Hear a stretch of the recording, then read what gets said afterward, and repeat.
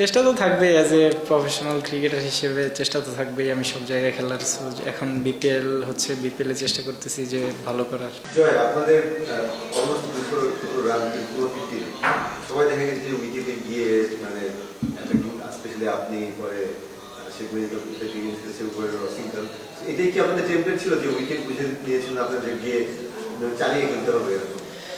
না, আসলে আমি যখন ব্যাটিংয়ে যাই তখন আমার কাছে মনে হয়েছিল যে খুব ভালো উইকেট মারলে হয়তো বা লাগবে, সো আমি ট্রাই করছি যে খারাপ বল পেলে আর কি শর্টসগুলো খেলার হয়ে গেছে আর কি।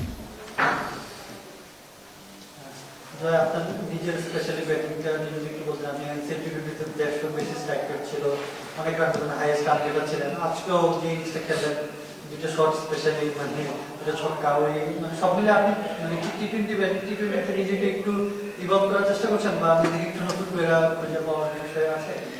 চেষ্টা তো থাকবেই, অ্যাজ এ প্রফেশনাল ক্রিকেটার হিসেবে চেষ্টা তো থাকবেই। আমি সব জায়গায় খেলার, so এখন বিপিএল হচ্ছে, বিপিএল এ চেষ্টা করতেছি যে ভালো করার।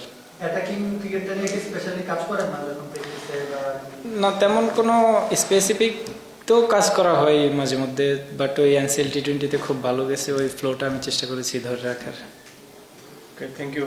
আপনি আসার প্রেস কনফারেন্সে আসার সময় রমিজ রাজা আপনার ব্যাটিং এর খুব প্রশংসা করছিলেন লিফটে। তো এই এত ভালো খেলার পরেও যে একটা মাইলস্টোন 50 রানের মিস করার আক্ষেপটা কিছুটা কাজ করে না? হ্যাঁ, অবশ্যই, কারণ খুব ভালো উইকেট ছিল। যদি ইনিংসটা আরও বড় হতো আমার কাছেও ভালো হতো, আমার টিমের জন্য আরও ভালো হতো। দেখা গেলো স্কোরে 200+ রানও হয়ে যাওয়ার পসিবিলিটি ছিল আমি যদি আরও ক্যারি করতে পারতাম। রমেশ কি বলছেন? ওকে, থ্যাংক ইউ। সজল ভাই।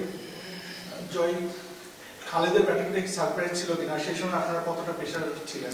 হ্যাঁ, অবশ্যই খালেদ ভাই একটু সারপ্রাইজ করেই দিছিল সবাইকে অলমোস্ট, কারণ খুব ভালো কয়েকটা আমাদের মেইন বোলার শরীফুল, তানভীর, ওদেরকেই কয়েকটা ভালো ছয় মেরে দিয়েছিল। একটু তো সারপ্রাইজ সবাই হয়ে গেছিল। আপনারা কি প্রেশার ফিল করছেন না, কতটা চাপে ছিলেন?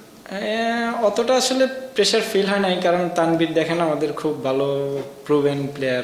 উনি লাস্ট কয়েক বছর ধরে বিপিএল একদম ভালো বলবো টপ পারফরমেন্সের মধ্যে করছে। আমাদের বিশ্বাস ছিল যে উনি ডিপেন্ড করে ফেলবে, কারণ 26 রান অনেক। ওকে ভাইয়া। আপনি এবং দীপু টেস্ট সেটআপের একজন অংশ ছিলেন। দীপুকে নোয়াখালী খেলাচ্ছে না, চট্টগ্রামের মালিকানা বদল হয়েছে। যদি মালিকানা বদল হতো আপনার মনেও কি এই জিনিসটা থাকতো যে আমাকেও সব ম্যাচ নাও খেলাতে হয়? না, আমার মনে তেমন কিছু ছিল না, কারণ আমি লাস্ট এনসিএল টি20তে ভালো খেলছি। সো আমি বলবো যে আমার কনফিডেন্ট ছিলাম যে যেখানেই খেলি, যেই ম্যানেজমেন্টেই থাকুক, আমি ম্যাচ খেলবো, ভালো করার চেষ্টা করবো। হ্যাঁ, অবশ্যই দিনে খেলতে পেরে একটু সুবিধা হচ্ছে। লাস্ট কয়েক ম্যাচ 4-5-এ আমাকে প্ল্যান ছিল, তো আমাদের ওপেনাররা খুব ভালো খেলতেছিল, ব্যাটিং পাচ্ছিলাম না, তো এখন উপরে এসে একটু ব্যাটিং এর সুযোগ পাচ্ছি।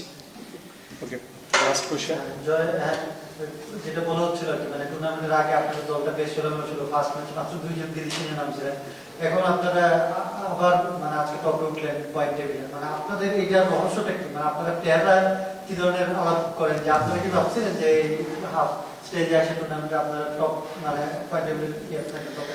না, ক্রিকেট আসলে এমন একটা গেম, দেখেন কথা আসলে এখানে কাজ করে না, মাঠের অ্যাকশনটা আসলে কাজ করে। যারা মাঠে ভালো পারফর্ম করে ওদেরকেই প্রায়োরিটি দিতে পারে। এবার আপনার প্লেয়ার নাম দিয়ে আসলে বলবো যে খেলা হয় না। যারা মাঠে 3 ঘন্টা ভালো পারফর্ম করে সব 3 ডিপার্টমেন্টে, ওরাই আসলে ম্যাচ উইনার।